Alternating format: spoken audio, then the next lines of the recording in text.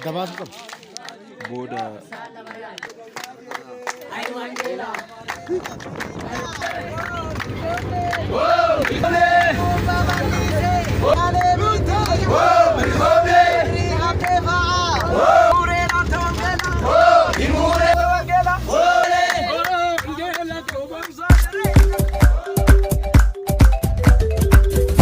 Kambareda ila koftaan eebbisee maala kambareda ila koftaan eebbisee maala kambareda ila Yesuus eebbisee maala kambareda ila Yesuus eebbisee maala kambareda ila koftaan eebbisee maala kambareda ila koftaan eebbisee Malak kambareda ila Yesuus eebbisee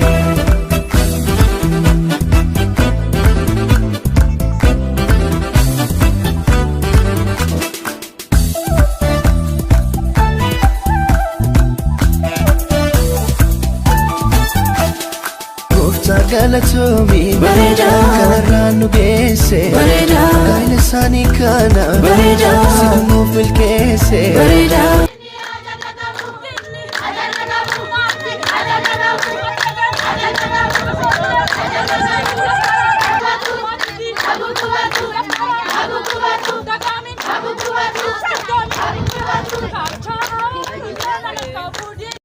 Kambareda ila koftaan eebbisee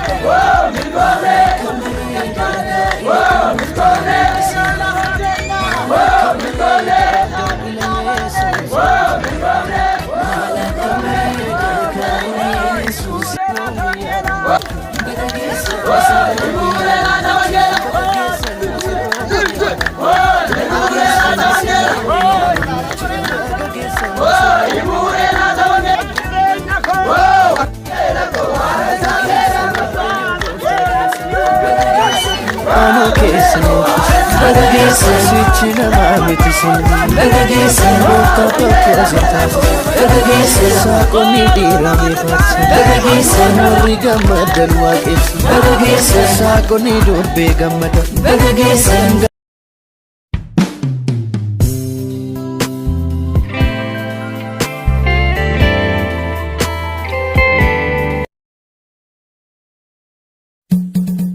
Anafis Irrabba isaaf haadha isaa inni isaa haadha manaa isaattis hin maxxana saallachanuus waan tokko hin ta'u.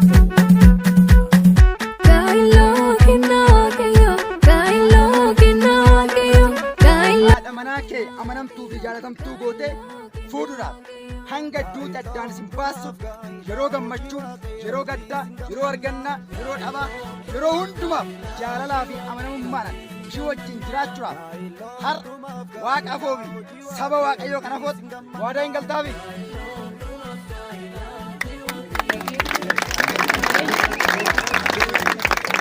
Jecha kan Habtaamuu Magarsaaf har haadha manaa amanamtuu fi jaalatamtuu taatee isatti heerumuudhaan amanamummaadhaan yeroo argannaa, yeroo dhabaa, yeroo gaddaa, yeroo gammachuu, yeroo hundumaa hanga duuti addaan isin baasutti wajjin jiraachuudhaaf har waaqa fi saba waaqayyoo kan afootti waadaa hin galtaa?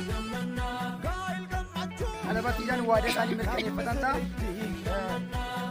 Ammas har'a obboleettiin isaa gammachuutiif haadha manaa waadaa gootee milikkita immoo alaabatti kanatti godhattee waaqa saba waaqayyoo kan afootti waadaa hin galtaa?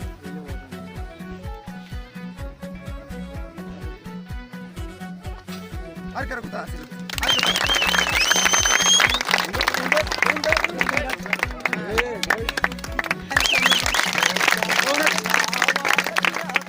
I'm ready jechaa jirti garsaatti abbaa manaa amanamaa fi jaalatamaa gootee heerumuudha. Har'a waaqa saba waaqayyoo afootti qalbatii kanatti kaawwattaa?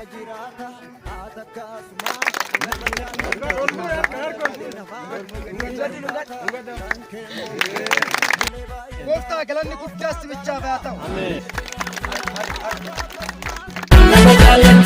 Jaalalli namaa Angemmoo bulee baay'ataa